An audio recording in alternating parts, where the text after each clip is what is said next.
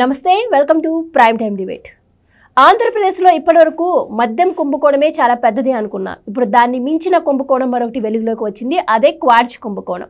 దీనిలో ఇప్పటికే వైసీపీ మాజీ మంత్రి కాకాని గోవర్ధన్ రెడ్డి అరెస్ట్ అయ్యి జైల్లో ఉన్నారు. అయితే ఇప్పుడు మరో మాజీ మంత్రి పేరు వినిపిస్తోంది. ఆయనే అనిల్ కుమార్ యాదవ్.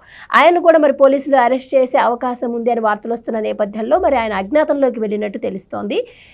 అలాగే అసలు ఈ క్వాడ్జ్ కుంభకోణంలో వచ్చిన డబ్బంతా కూడా తాడేపల్లి ప్యాలెస్కి వెళ్ళినట్టు ఈరోజు ఒక న్యూస్ అయితే బయటకు వచ్చింది. అంటే దాదాపు నెలకు 40 కోట్ల వరకు తాడేపల్లి ప్యాలెస్కి ఈ డబ్బు కూడా వెళ్ళిందని, అలాగే దీన్ని విదేశాలకు హవాలా రూపంలో తాళించారని, దాన్ని వైట్గా మార్చుకొని తెచ్చుకున్నారని కూడా అధికారులు గుర్తించడం జరిగింది. ఈ నేపథ్యంలో ఈడీ ఎంటర్ అవబోతుంది. దీనిలో పిఎంఎల్ఏ యాక్ట్ కూడా అమలు కాబోతుంది అంటున్నారు. అసలు దీంట్లో ఎవరెవరి ఇన్వాల్వ్మెంట్ ఉంది, అలాగే దీంట్లో స్వయంగా జగన్మోహన్ రెడ్డి గారి పేరు కూడా వినిపిస్తున్న నేపథ్యంలో ఇదే మలుపు తిరగబోతుంది అన్న విషయాలు తెలుసుకుందాం. ఈరోజు మనతో పాటు డిబేట్లో పార్టిసిపేట్ చేసేందుకు స్టూడియోలో ఉన్నారు సీనియర్ జర్నలిస్ట్ సత్యమూర్తి గారు, అలాగే మరో senior journalist doctor Durga Vadlamani గారు. నమస్కారం సార్. నమస్కారం మేడం. సరే, నిన్నటి వరకు మనం మద్యం కుంభకోణం గురించి చర్చించుకున్నాం. సో అసలు అధికారం ఇచ్చింది మాకు ప్రజలు దోచుకోవడానికి అన్నట్టు, అసలు ఏమాత్రం బయటపడుతుందేమన్న భయం కూడా లేకుండా 30 ఏళ్ళు మాదే అధికారం, మేమేం చెప్తే అదే అన్నట్టు ఇష్టం వచ్చినట్టు చేశారు సార్. ఈరోజు మరో కుంభకోణం. అసలు జరుగుతున్న అభివృద్ధిని పక్కన పెట్టేసి రోజు ఇలా కుంభకోణం గురించి చర్చించుకోవాల్సిన పరిస్థితి ఇప్పుడు ఆంధ్రప్రదేశ్లో కనిపిస్తూ ఉన్నాయి. సో మీరేం చెప్తారు? ఇది అంటే మద్యం కుంభకోణం కన్నా ఇది ఇంకా పెద్దది అంటున్నారు. మీ అనాలిసిస్ ఏంటి దీని మీద? అంటే మద్యం కుంభకోణం కన్నా పెద్దది కాదు.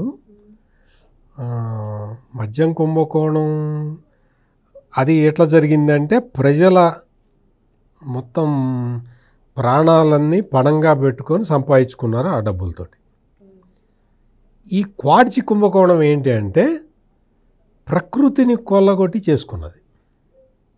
అంటే మనిషికి, ప్రకృతికి, మొత్తం సమస్త భూచరాలకి కీడు చేసే కుంభకోణాలు ఈ జగన్మోహన్ రెడ్డి టైంలో జరిగినాయి. ఇది క్వాడ్జ్ మైనింగ్ అసలు ఎంత దారుణమైన మైనింగ్ అంటే, జగన్మోహన్ రెడ్డి టైంలో క్వాడ్జ్కి బాగా డిమాండ్ వచ్చింది. చైనాలో బాగా డిమాండ్ వచ్చింది అన్నమాట. డిమాండ్ వచ్చింది, ఇంకా తవ్వుకుందాం ఒక్కటే ఆలోచన తప్ప అది ఏంటి, అసలు ఏంటి, చట్టబద్ధమా కాదా ఆలోచించేంత ఓపిక కూడా లేదు, అంత తీరిక లేదు, అంత బాధ్యత లేదు. క్వాడ్జీకి డిమాండ్ వచ్చింది, చూసుకో ఎక్కడుందా క్వాడ్జీ అంటే నా దగ్గర ఉందండి అని కాకాని గోవర్ధన్ రెడ్డి ముందరికి రావడం. మొత్తం ఆ క్వాడ్జీ మైనింగు ఎక్కడెక్కడ వెసులుబాటు ఉంది అంటే, ఆ రుస్తుం మైనింగ్ అనే దానికి ఒకటి క్వాడ్జీ లీజు మొన్ననే అయిపోయిందండి. లీజ్ అయిపోయిందా, ఓకే, వాడికి రెన్యూ చేయకుండా దాన్ని మనమే కొట్టేద్దామని చెప్పి ప్లాన్ వేశారు. రుస్తుం మైన్స్ది ఓనర్కి రెన్యూ చేస్తే రెన్యూ చేయాలి, లేకపోతే మళ్ళీ టెండర్లు పిలవాలి, ఏదో చేయాలి. అది మొత్తం ఎక్స్పైర్ అయిపోయిన తర్వాత వీళ్ళే దాన్ని ఇల్లీగల్గా అనుమతులు లేకుండా తోకోవడం మొదలుపెట్టారు. ఎంత క్వాడ్జీ తవ్వారో తెలుసా? 800 కోట్ల రూపాయల క్వాడ్జీ తవ్వారు. ఇక్కడ మనం గమనించాల్సిన విషయం ఏంటంటే, ఈ 800 కోట్ల రూపాయలు ఒక మంత్రి లేదా కాకాని గోవర్ధన్ రెడ్డి లేకపోతే అనిల్ కుమార్ యాదవ్ వీళ్ళిద్దరే కలిసి తవ్వి ఉంటారా, పంచుకొని ఉంటారా? సాధ్యం కాదు కదా. అంటే పైనున్న వాడికి తెలియకుండా 800 కోట్లు 1600 కోట్లు కొట్టేయాలంటే సాధ్యమయ్యే పని కాదు కదా. అసలు సాధ్యం అసాధ్యం అటు ఉంచితే సార్, అసలు కాకానికి అనిల్కి పడదని ఈ కుంభకోణం కోసమే, అంటే క్వాడ్జ్ దవ్వడం కోసమే జగన్మోహన్ రెడ్డి వీళ్ళిద్దరికి ఎగ్జాక్ట్లీ నేను అదే చెప్పబోతున్నా. ఈ కాకాని గోవర్ధన్ అంటే అనిల్ కుమార్ యాదవ్ని తీసేసి మంత్రిగా అతనికి ఇచ్చారు, కాకాని గోవర్ధన్ రెడ్డికి ఇచ్చారు.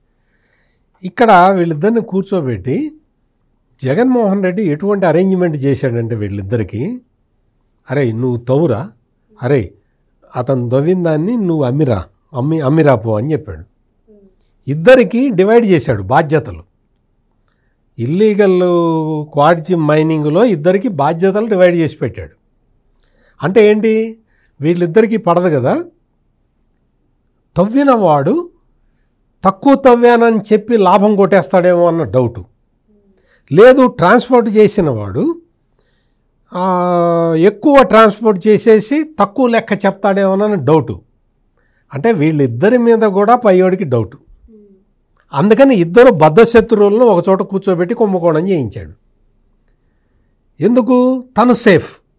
అంటే ఇక్కడ ఎంత తవ్వాడు, ఎంత డిస్ట్రిబ్యూట్ చేశారు అనేది 2 లెక్కలు పర్ఫెక్ట్గా వస్తాయి. అంటే బిగ్ బాస్ ఎంత తెలియగలడో ఆలోచించండి. ఇక్కడ ఈ క్వార్ట్జ్ కుంభకోణానికి సంబంధించి సైదాపురంలో కూడా క్వార్ట్జ్ తవ్వారు, ఇల్లీగల్ మైనింగ్ చేశారు. అక్కడ ఒక quartz owner, quartz mines owner ఒక అతను కంప్లైంట్ ఇచ్చాడు పోలీసులకి, ఏపీ సిఐడి పోలీసులకి కంప్లైంట్ ఇచ్చాడు. ఇదంతా కూడా, ఈ అరేంజ్మెంట్ అంతా కూడా వీళ్ళిద్దరి మధ్య చేసి పెట్టినవాడు, వాటాలు డిస్ట్రిబ్యూట్ చేసి పెట్టినవాడు, మొత్తం ఇల్లీగల్ మైనింగ్ అంతా చేసి పెట్టినవాడు సజ్జల రామకృష్ణారెడ్డి అని ఇచ్చాడు. ఆ కంప్లైంట్ ఇంకా పోలీసుల దగ్గర ఉన్నది. సజ్జల రామకృష్ణారెడ్డి, ఆయన కొడుకు సజ్జల భార్గవ్ రెడ్డి, వీళ్ళు ఈ అరేంజ్మెంట్ చేశారు అని సైదాపురానికి చెందిన ఒక మైన్ ఓనరు పోలీసులకి సాక్ష్యాలు ఆధారాలతో సహా కంప్లైంట్ చేశాడు. ఆ కంప్లైంట్ కరెక్టా కాదా కూడా చూడాల్సిన బాధ్యత ఇప్పుడు పోలీసుల మీద ఉన్నది. అంటే ఒక్క కుంభకోణం, అంటే మద్యం స్కాండల్ చూసాం, మొత్తం ఇప్పుడు ఇంటర్పోల్ దాకా పోతున్నది మద్యం కుంభకోణం. రెడ్ కార్నర్ నోటీసులు కూడా అసలు ఇంటర్పోల్ని దించుతున్నారు. ఎందుకు అంటే పారిపోయి ఎక్కడో థాయిలాండ్లో అక్కడ పెట్టారట, ఇక్కడ పెట్టారట. అంతర్జాతీయ స్మగ్లింగ్ ముఠాని మనం ఎన్నుకొని ఆ అంతర్జాతీయ స్మగ్లింగ్ ముఠా కింద 5 సంవత్సరాలు కాలం గడిపాం. రైట్ మేడం, ఈ క్వార్ట్జ్ కుంభకోణం ఏదైతే ఉందో దీంట్లో ఇప్పుడు కాకాని గోవర్ధన్ రెడ్డి గారు జైల్లో ఉన్నారు. అనిల్ కుమార్ యాదవ్ గారి పేరు కూడా వినిపిస్తోంది. ఇప్పుడు ఆయన అనుచరుడు అండ్ అలాగే ఆయన భాగస్వామి అయినటువంటి శ్రీకాంత్ రెడ్డి గారు దొరికిన తర్వాతనే ఇదంతా అనిల్ కుమార్ గారి పేరు బయటికి రావడం మనం చూస్తూ ఉన్నాం. అయితే వీళ్ళ చేతికి ఎక్కడా కూడా మట్టి అంటకుండా వీళ్ళ అనుచరుల ఖాతాల్లోకి కోట్ల డబ్బు వెళ్ళిందని చెప్పి సో వీళ్ళిద్దరూ కలిసి చేశారు అని చెప్పి ఇప్పుడు ప్రధానంగా వినిపిస్తోంది. సో మరి అంటే ఈ బ్యాక్ స్టేట్మెంట్స్ ఏవైతే ఉన్నాయో అధికారులు ఇప్పటికే ఎంక్వైరీ చేస్తున్నారు అంటున్నారు. సో ఈడీ ఎంటర్ అయితే దీంట్లో పరిస్థితి ఏ విధంగా ఉండబోతుంది అంటారు? మీరు చెప్పినట్టుగా అసలు ఇప్పుడు అనిల్ కుమార్ యాదవ్ చాలా తెలివిగా చేశాననుకున్నాడు. మొత్తం తన కింద ఉండే అనుచరుల పేర్లతోటి మొత్తం ఈ లావాదేవీలన్నీ జరిపారు వాళ్ళు. సో శ్రీకాంత్ రెడ్డి అనే అతను దొరకడం వల్ల ఇవాళ మొత్తం విషయం బయటకు వచ్చింది.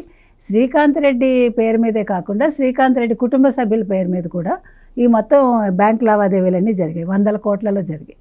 సో అక్కడ మీకు మొత్తం విషయం బయటకు వచ్చింది. అదేవిధంగా జోగుపల్లి దగ్గర అక్కడ కూడా ఒక కుటుంబం ఒక అతని పేరు మీద 17 కోట్లు ఒక అతని అకౌంట్లో పడింది.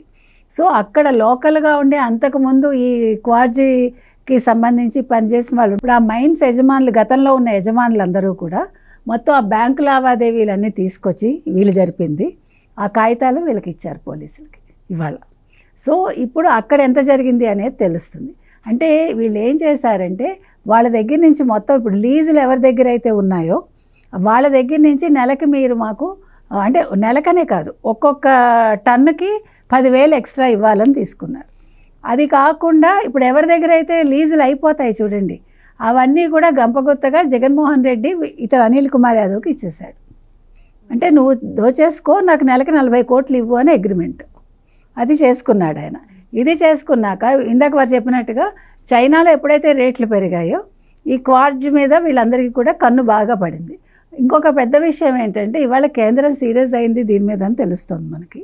అక్కడ ఒక కొండలాగా ఏదో పెద్దది ఉంటుందిట, దాన్ని వీళ్ళు మామూలుగా పేల్చకుండా అదేదో పెద్ద పెద్ద పైపులు పెట్టి జెలటిన్ స్టిక్స్ ఒకటే కాదు అదేదో పెద్ద పెద్ద పైపులు పెట్టి పెద్ద బ్లాస్ట్ చేశారట. ఇప్పుడు అక్కడ ఏదో ఒక టెంపుల్ ఉంటుందిట, ఆ టెంపుల్ కూడా బ్లాస్ట్ అయిపోయింది. వాళ్ళు మొత్తం చాలా పెద్ద ఇది జరిగిందని తెలుస్తోంది. అంటే వీళ్ళు మొత్తం అదే మీకు చెప్పాను నేను, ఆంధ్రప్రదేశ్ మొత్తం నాదే అనుకున్నాడు జగన్మోహన్ రెడ్డి. ఇందులో ఉండే కొండలు గుట్టలు లోయలు మొత్తం అన్నీ నావే, నా ఇష్టం అనుకున్నాడు ఆయన. అనుకుని ఇవాళ భలే పట్టుబడ్డాడండి. ఇంకా అప్పుడే ఉంది. ఇప్పుడు మద్యం కుంభకోణం అనేది ఇంకోటి ఇవాళ మనం చూసుకుంటే ఛత్తీస్గఢ్లో జరిగిన మద్యం కుంభకోణం 3 ఏళ్ళు జరిగితే ఇక్కడ 5 ఏళ్ళు జరిగింది. సైమల్టేనియస్గా జరిగింది. ఛత్తీస్గఢ్ ఇక్కడ అక్కడ 2191 కోట్ల ఎంతో, ఇక్కడ మరి ఎన్ని వేల కోట్ల 5 ఏళ్ళు అంటే మనకు తెలియదు. ఇప్పుడు మనకు తెలుస్తున్నది ఓన్లీ వీళ్ళు ముడుపులు తీసుకున్నది 3600 కోట్లు అని తెలుస్తుంది. సో ఇవాళ ఈ క్వాడ్కి సంబంధించి మీరు అన్నట్టుగా చేతికి మట్టి అంటుకోకుండా చేసామనుకున్నారు. ఇందాక సార్ చెప్పినట్టుగా కాకాని ఈయన ఇద్దరు అక్కడ లోకల్ వాళ్ళే ఆశ్చర్యపోతున్నారు. వీళ్ళు ఎప్పుడు కొట్టుకుంటూ ఉంటారు, పచ్చగడ్డేస్తే బగ్గుమంటుంది, అలాంటిది వీళ్ళు కలిసి చేయటం ఏంటని. సో అదృశ్య శక్తి కలిపింది, అదృశ్య శక్తి కలిపింది. సో డబ్బు అనేది ఎంత పాపిస్తుందో ఇక్కడ అర్థమవుతుంది మనకి. డబ్బు కోసం ఎంతటి గడ్డైనా కరుస్తాడు మనిషి అనే దానికి నిదర్శనం ఇవాళ కాకాని గోవర్ధన్ రెడ్డి, అనిల్ కుమార్ కొంతమంది ఎక్సెప్షన్, కొంతమంది వైసీపీ వాళ్ళు అందం పోని, అది కూడా జగన్మోహన్ రెడ్డి దగ్గర ఉన్న వాళ్ళు అనుకుందాం, అందరూ కాదు ఎగ్జాక్ట్లీ.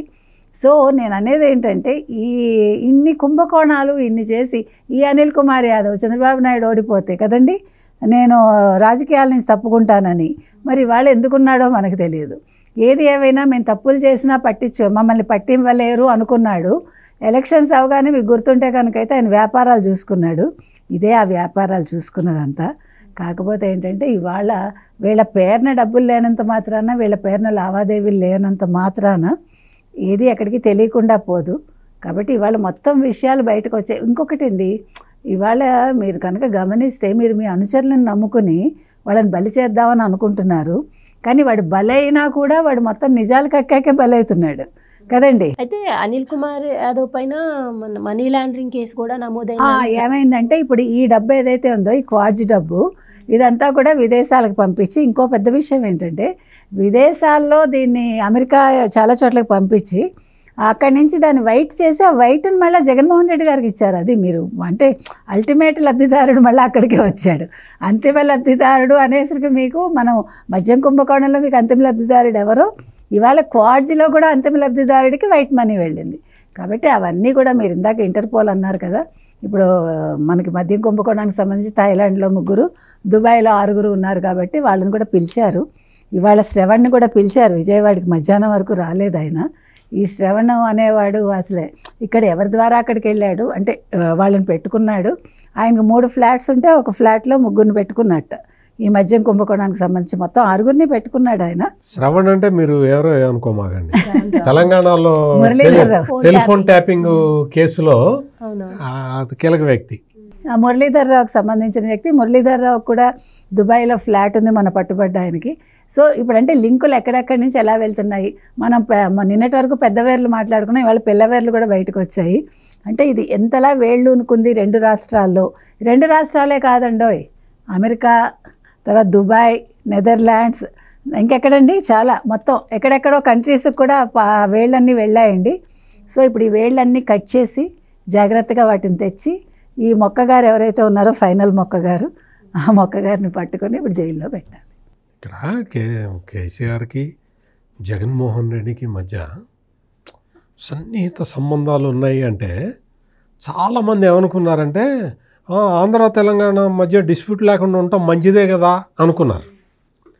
వీళ్ళిద్దరి మధ్య డిస్ప్యూట్ లేకుండా ఉన్నది 2 రాష్ట్రాల మధ్య డిస్ప్యూట్ లేకుండా చేయటానికి కాదు, టెలిఫోన్ ట్యాపింగు, క్వాడ్జ్ మైనింగు, ఈ మద్యం కుంభకోణం, ఇటువంటివన్నీ చేయటానికి. అంటే కింద దాకా అందరూ కలిసే ఉన్నారు, కలిసే పని చేశారు, కలిసే వాటాలు పంచుకున్నారు. ఇది అంటే 2 రాష్ట్రాల మధ్య 2 ముఖ్యమంత్రులు కలిసి పనిచేస్తే కళ్ళల్లో నిప్పులు పోసుకుంటారా అని అడుగుతారు. అసలు అక్కడ తెలంగాణలో అయితే ఆంధ్ర వాడికి కాంట్రాక్టులు ఇస్తారా అంటాడు, ఆంధ్ర వాడికి టెండర్లు ఇస్తారా అంటాడు, ఆంధ్ర వాడితో కలిసి వ్యాపారం చేస్తారా అంటాడు. నువ్వు ఆంధ్ర వాడికి అక్కడ ప్లాట్లు ఇచ్చి మద్యం కుంభకోణం చేయొచ్చే, అంటే దీనికి ఇక్కడ నేరస్తులందరూ కలవటానికి కులం లేదు, మతం లేదు, ప్రాంతం లేదు, అందరూ ఒకటే, నేరస్తులే. అందుకే సార్ ఆ స్నేహాన్ని పాపం గుర్తుపెట్టుకుని ఎవరు జగన్మోహన్ రెడ్డి గారు ఎక్కడ ఏ విషయంలోనూ తెలంగాణ అని వాటాలు అడగలేదు. ఆయన పర్సనల్ వాటాలే చూసుకున్నాడు ఆయన. అయితే ఈ మైనింగ్ విషయానికే వస్తే సార్, అంటే అక్రమంగా లీజుదారుల దగ్గర నుంచి కూడా టన్నుకు 10,000 చొప్పున వసూలు చేయటం కావచ్చు. అండ్ పర్మిషన్స్ తీసుకుంటే లిమిటెడ్ వరకు తీయాల్సి ఉంటుందని చెప్పి పర్మిషన్లు తీసుకోకుండా అన్లిమిటెడ్గా దాన్ని తీయడం కావచ్చు. ఇదన్నీ ఒకేత అయితే దీనికి అప్పటి మైనింగ్ అధికారులు కూడా దగ్గరుండి వీటన్నిటిని చక్కబెట్టారంటున్నారు. సో ఇంత జరుగుతుంటే అప్పుడు మరి పార్టీలు, జనసేన పార్టీ ఉంది, టీడీపీ పార్టీ ఉంది, ఇవన్నీ ఎందుకు వ్యతిరేకించే ప్రయత్నం చేయలేదా?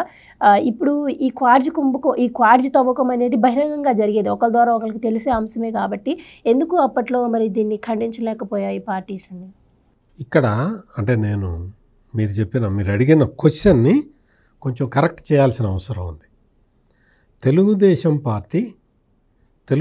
పార్టీ పోలిట్ బ్యూరో సభ్యుడు, ప్రస్తుత ఎమ్మెల్యే, సర్వేపల్లి ఎమ్మెల్యే సోమిరెడ్డి చంద్రమోహన్ రెడ్డి 2019లో ఎప్పుడైతే ఈ తొయ్యేరు, సైదాపురం ఇక్కడ ఇల్లీగల్ మైనింగ్ రుస్తుం మైన్స్ని అక్రమంగా స్వాధీనం చేసుకొని ఈ కాకాని గోవర్ధన్ రెడ్డి తవ్వటం మొదలుపెట్టాడో ఇల్లీగల్గా, ఆ రోజు నుంచి పోరాటం చేస్తూనే ఉన్నాడు.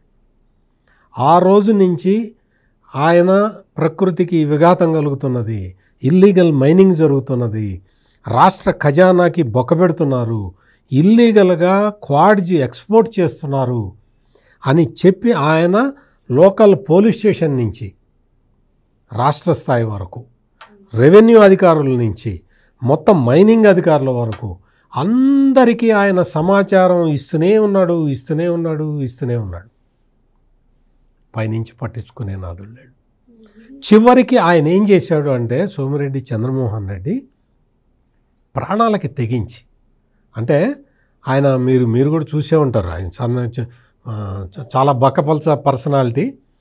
అటువంటి వ్యక్తి ఈ గూండాలకి, వైసీపీ గూండాలకి, రౌడీలకి కూడా భయపడకుండా ఆమరణ నిరాహార దీక్ష చేశాడు. గనులు అక్రమంగా తవ్వుతున్నారు అని చెప్పి చేస్తే అతనిని భౌతికంగా అంతమొందించటానికి ఈ కాకాని గోవర్ధన్ రెడ్డి మనుషుల్ని పంపించాడు, అటాక్ చేయించాడు, పోలీసుల్ని పంపించాడు. పోలీసులు తెలుగుదేశం పార్టీ కార్యకర్తలు రాకుండా చుట్టూతా ఫెన్సింగ్ లాగా పోలీసులు నిలబడితే వైసీపీ గూండాలు లోపలికి వచ్చి దాడి చేశారు. ఆయన ఇంకా ప్రాణం గట్టిది కాబట్టి, భూమి మీద నూకలు ఉన్నాయి కాబట్టి ఆయన బయటపడ్డాడు ప్రాణాలతోటి. ఒకసారి హిజ్రాల్ని ఉపయోగించి దాడి చేశాడు. దాడి చేసి అంటే ప్రాణాపాయ స్థితిలోకి వెళ్ళే పరిస్థితి ఒక 10 సార్లు వచ్చి ఉంటుంది సోమిరెడ్డి చంద్రమోహన్ రెడ్డికి. అంతలా పోరాటం చేశాడు. ఒకసారి కోటమిరెడ్డి శ్రీధర్ రెడ్డి ఎప్పుడైతే ఇక్కడ సోమిరెడ్డి చంద్రమోహన్ రెడ్డి ఈ ఉద్యమం చేస్తున్నాడో ఇల్లీగల్ క్వార్జ్ మైనింగ్ మీద, కోటమిరెడ్డి శ్రీధర్ రెడ్డి కూడా ఈ ఇల్లీగల్ మైనింగ్ని ఆపాలి అని చెప్పి ఆయన ఈ అధునాతన యంత్ర పరికరాలు రోడ్డు మీద వెళ్తుంటే ఆపి, ఎవరిది ఇది, ఎందుకు వెళ్తున్నారు, ఎక్కడికి వెళ్తున్నారు అని అడిగితే, ఇవన్నీ సీఎం జగన్మోహన్ రెడ్డి వెహికల్స్, మేము తీసుకెళ్తున్నాము, నువ్వు ఎట్టా ఆపుతావు చూస్తామంటే ఆయన దాన్నంతా వీడియో తీసి వీడియో వదిలాడు. అంటే మీరు అన్న క్వశ్చను, తెలుగుదేశం ఎంత పోరాటం చేసిందో ఆపోజిషన్లో ఉండగా అని చెప్పటానికి నేను ఇవన్నీ చెప్తూ ఉన్నా. ఇల్లీగల్ క్వార్జ్ మైనింగ్ మీద ఇంత పోరాటం చేసి ఎంత అడ్డుకున్నా కానీ ఆనాటి ప్రభుత్వం, జగన్మోహన్ రెడ్డి ప్రభుత్వం ఒప్పుకోలేదు, అంగీకరించలేదు, వీళ్ళని పక్కకి తోసేసింది. డబ్బులు కదా, కోట్లు 100 కోట్లు, తవ్వు అమ్ము కమిషన్లు తీసుకో. ఇంకోటి కమిషన్ల విషయానికి వస్తే, ఈ రుస్తుం మైన్స్ది దీనిది మైనింగ్ లీజ్ అయిపోయింది. లీజ్ అయిపోయిన దాన్ని మళ్ళీ లీజు ఎక్స్టెండ్ చేయకుండా, కొత్త టెండర్లు పిలవకుండా దాన్ని తీసుకొని వీళ్ళు క్వాడ్జ్ తవ్వారు. అక్కడ చాలా ఏరియాల్లో చాలా మైన్స్, క్వార్జ్ మైన్స్ ఉన్నాయి. వాళ్ళందరికీ లీజ్ ఇంకా ఉంది కాబట్టి వాళ్ళని బెదిరించి టన్నుకింతని కమిషన్ తీసుకున్నారు. అంటే 2 రకాలు, ఒకటి ఇల్లీగల్ మైనింగ్, 2 బెదిరించి డబ్బులు తీసుకోవడం. అదే కాకుండా ప్రభుత్వ భూముల్లో ఉన్న వాటిని కూడా అనధికారికంగా మొత్తం వేలం పెట్టారని అసలు ఇచ్చాడు కదా, జగన్మోహన్ రెడ్డి ఇచ్చాడు. ఇవ్వటం ఉంది, ఆయనకు కూడా వాటా ఉంది కదా. ఈ అంతా మొత్తం అదే చెప్పా నేను మీకు చెప్పింది అదే. సైదాపురం సంబంధించిన ఒక మైన్ యజమాని సజ్జల రామకృష్ణారెడ్డి కొడుకు సజ్జల భార్గవ్ రెడ్డి పేర్లు రాసి ఇచ్చాడు. వీళ్ళు ఇల్లీగల్ మైనింగ్ వెనక ఉన్నది అని. అంటే పోరాటం చేయకుండా ఎవరు లేరు. బాధ్యత గల పార్టీలు, బాధ్యత గల రాజకీయ నాయకులు అందరూ కూడా ఎప్పటి నుంచో పోరాడుతూనే ఉన్నారు. జగన్మోహన్ రెడ్డి తన అధికార బలంతో 151 మంది ఎమ్మెల్యేలు ఉన్నారన్న పొగరుతోటి మొత్తం వీళ్ళ ఉద్యమాలన్నీ అణిచివేసి తవ్వుకున్నాడు, అమ్ముకున్నాడు. అయితే ఇప్పుడు ఎవరైతే అనిల్ భాగస్వామి లేదా అనుచరుడు అరెస్ట్ అయ్యారో శ్రీకాంత్ రెడ్డి అనే వ్యక్తిని అతనితో బలవంతంగా వాంగ్మూలం తీసుకున్నారని చెప్పి, వీళ్ళ పేర్లు బలవంతంగా చెప్పిస్తున్నారని చెప్పి ఆయన బయటకు వచ్చి చెప్పడమే కాకుండా వైసీపీ కూడా అదే ప్రచారం చేస్తుంది. సో దీంట్లో వాస్తవం ఎంత ఉండే అవకాశం ఉంటుందండి? ఇప్పుడు మద్యం కుంభకోణానికి ఏం చెప్తున్నారు వాళ్ళు? అసలు మద్యం కుంభకోణమే లేదు, మీరు మాట్లాడుతున్నారు కానీ ప్రతి వాళ్ళు కూడా బలవంతంగా సంతకాలు తీసుకుంటున్నారని చెప్తున్నారు. వాళ్ళు బయటకు వచ్చి మాట్లాడుతుంటే ఇప్పుడు ఇంకో కేసు ఆ శ్రీకాంత్ రెడ్డి మీద పెట్టాలి యాక్చువల్లీ. ఎందుకంటే ఇప్పుడు వాళ్ళు ఎవిడెన్స్ చూపించి మాట్లాడుతున్నారు కదండి. సిట్ వాళ్ళు కావచ్చు, లేకపోతే ఈడీ కావచ్చు, ఎవరైనా సరే ముందు వాళ్ళకి ఎవిడెన్సులు చూపించి వాళ్ళు ఎవరితో మాట్లాడారు, వీడియోలు, ఫోటోలు అన్నీ వాళ్ళకి చూపించాక అవి వాళ్ళు నోరు ఎత్తడానికి లేకుండా చేశాక నోరు మూసుకుని సంతకాలు పెట్టేసి వచ్చి వాళ్ళు లోపల బయటకు వచ్చి నోర్లు విప్పుతున్నారు, మా చేత బలవంతంగా సంతకాలు పెట్టించారని. ఇక్కడ వాళ్ళని ఇప్పుడు మళ్ళీ ఇంకో కేసు పెట్టి లోపలేసారు. ఎందుకంటే వాళ్ళు బయటకు వచ్చి బతుకు భయంతో, ప్రాణ భయంతో వాళ్ళు అబద్ధాలు చెప్తున్నారు అంతే. ఎందుకంటే ఇప్పుడు అనిల్ కుమార్ యాదవ్ ఏం చేస్తాడో తెలీదు, జగన్మోహన్ రెడ్డి పిలిచి ఏం చేస్తాడో తెలీదు. వాళ్ళ ప్రాణాలకు ముప్పు. లోపలికి వెళ్ళి ఇప్పుడు అతను లోపల నిజాలు ఒప్పుకోకపోతే అతనికి వేరే దారి లేదు. మీకు అర్థమైందా? ఒప్పుకున్న అక్కడ నిజాలు ఉన్నాయి కదా, అవునండి కరెక్టే అనిల్ కుమార్ యాదవ్ గారు చేయమన్నారు, 40 కోట్లు అక్కడ ఇచ్చామని అతనే కదా చెప్పాడు. ఈ శ్రీకాంత్ రెడ్డి చెప్తేనే కదా ఇవాళ నెలకి 40 కోట్లు జగన్మోహన్ రెడ్డికి ఇచ్చాము అంటే 60 కోట్లు లిక్కర్లో, 40 కోట్లు క్వాడ్జ్లో, మరి ఇసుక, మట్టి, మశానం వాటిలో ఎంత వచ్చిందో ఆయనకి ఇంకా చూడాలి. అంటే ఎక్కడెక్కడ వెంచర్లు వేశారు, ఎక్కడెక్కడ భూములు కొన్నారు అన్నీ మొత్తం డీటెయిల్డ్గా ఇచ్చాడు. ఎందుకు ఇవ్వడు? మొత్తం అంతా అతని పేరుతో ఉన్నాయి. పేరంతా ఇతందే కదా, పెత్తనం వాళ్ళది, పేరు శ్రీకాంత్ రెడ్డిది, ఇంకా మిగతా అనుచరులదిను. ఇప్పుడు ఈ నాన్న పోనీ ఇన్ని కోట్లు ఉన్నాయి, ఇన్ని 100 కోట్లని రూపాయి తీసుకోవటానికి ఉంటుంది అకౌంట్లోంచి, ఏం ఉండదు. అంటే ఇష్టం లేకపోయినా వీళ్ళు బలవంత బ్రాహ్మణార్థం చేశారు కాబట్టి ఇవాళ ఇవన్నీ జరుగుతున్నాయండి. ఇవాళ వీళ్ళు చేస్తున్న పనులలో శ్రీకాంత్ రెడ్డి లాంటి వాళ్ళు వచ్చి బయటకు వచ్చి ఇలా మాట్లాడటం తప్పు నన్ను అడిగితే.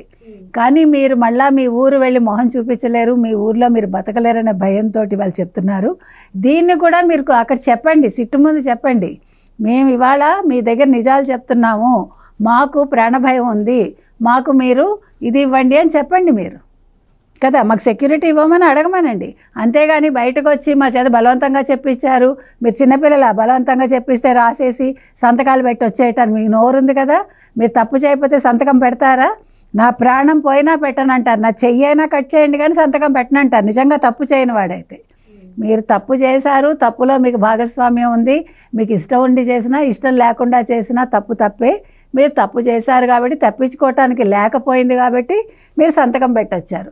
అందుకని ఇవాళ వీళ్ళందరూ లిక్కర్ కుంభకోణం కావచ్చు, లేకపోతే క్వాడ్జ్ కావచ్చు, ఏదైనా కూడా వాళ్ళు బలవంతంగా మా చేత చేయిస్తున్నారు అంటానికి లేదండి. అలా అన్నారంటే వాళ్ళని తీసుకెళ్ళి మీరు మళ్ళీ జైల్లో పడేయమని మనం ఈ సందర్భంగా కోరుతున్నాం. సార్, కూటమి ప్రభుత్వం అధికారంలోకి వచ్చాక మనం చూసాం చంద్రబాబు గారు మైనింగ్ శాఖలో కూడా అవకతవకలు జరిగాయని చెప్పి ఒక శ్వేతపత్రం విడుదల చేశారు. ఆ తర్వాత మైనింగ్ శాఖ డైరెక్టర్ వెంకటరెడ్డిని పట్టుకురావడం, ఆయన విచారిస్తే నేను పోరార్ బేర్ని అయిపోయానని ఆయన ఒప్పుకోవడం, ఇదంతా కూడా మనం చూసాం. సో ఈ క్వాడ్జ్ తవ్వకం కూడా మైనింగ్ కిందకి వెళ్తుందా?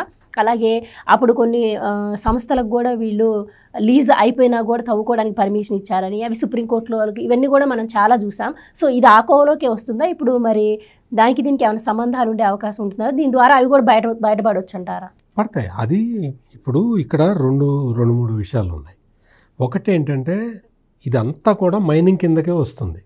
మైనింగ్ కార్పొరేషన్ ఎండీనే బాధ్యత. కాకపోతే ఏంటి అంటే శాండ్ మైనింగ్ వేరు, ఈ మైనింగ్ వేరు. ఇప్పుడు శాండ్ మైనింగ్ మీద కూడా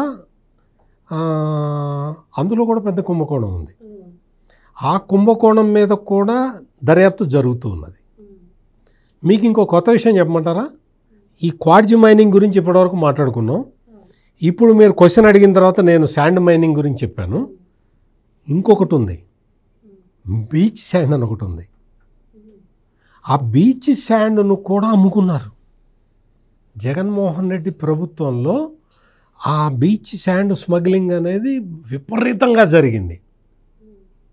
అంటే ఇక్కడ మనం గమనించాల్సింది ఏంటి అంటే జగన్మోహన్ రెడ్డి తన 5 సంవత్సరాల పరిపాలనా కాలంలో ఏది చేతికి దొరికితే దాన్ని అమ్ముకున్నాడు. ఇది జరిగింది. స్థూలంగా చెప్పాలంటే ఇది. కానీ అనిల్ కుమార్ యాదవ్ నీటిపారుదల శాఖ మంత్రి కదా సార్, అసలు ఈ డిపార్ట్మెంట్తో ఆయనకి ఏ సంబంధం? దీంట్లో ఎలా ఇన్వాల్వ్ అయ్యారంటారు? నీటిపారుదల శాఖతో అనిల్ కుమార్కి ఏం సంబంధం? నీటిపారుదల శాఖకి అనిల్ కుమార్కి ఏం సంబంధం? అసలు అనిల్ కుమార్ యాదవ్ అనే వ్యక్తి ఎట్లా వచ్చాడు? ఈ బెట్టింగు దానికి సంబంధించిన ఆ మాఫియాని వాటన్నిటినీ కంట్రోల్ చేసే మనిషి. అటువంటి వ్యక్తి అతన్ని నెల్లూరులో అతనికి ఒక గ్యాంగ్, అల్లరి చిల్లరగా తిరిగే గ్యాంగ్ను వేసుకొని తిరిగే వ్యక్తి అతను. అటువంటి వాళ్ళే కదా బిగ్ బాస్కి కావాల్సింది. అందుకని పికప్ చేసుకున్న తర్వాత నేను ఇందాకనే చెప్పాను మీకు, క్వాడ్జి తవ్వేది ఒకడు, తవ్విన క్వాడ్జిని ట్రాన్స్పోర్ట్ చేసి అమ్మేది ఒకడు. వీళ్ళిద్దరూ కూడా ప్రత్యర్థులు అయ్యి ఉండాలి. అయ్యి ఉంటేనే బిగ్ బాస్కి లెక్క కరెక్ట్గా వెళ్తుంది. అంతే కదా? వీళ్ళిద్దరూ ఇక్కడ అందరూ దొంగలే కదా. కింద దొంగలిద్దరూ కుమ్మక్క అయిపోతే పైనున్న దొంగకి అసలు లెక్క తెలియదు కదా. అందుకనే అనిల్ కుమార్ యాదవ్ని తీసుకొచ్చి ఇందులో ఇరికిచ్చారు. ఇది జరిగిందనమాట. ఈ కుంభకోణం మామూలు చిన్న కుంభకోణం కాదు. లిక్కర్ కుంభకోణం ఏ స్థాయిలో జరిగిందో, ఇంకా లిక్కర్ కుంభకోణంలో ఏంటి అంటే ఏదో ఒక మందు తయారు చేయాలి, దాన్ని అమ్మాలి, ఆ 500 నోట్లు అట్టపెట్టెల్లో పెట్టాలి, కార్లలో ట్రాన్స్పోర్ట్ చేయాలి. ఎంత ఉంది? ఈ క్వార్జ్ మైనింగ్లో అట్లా కాదు.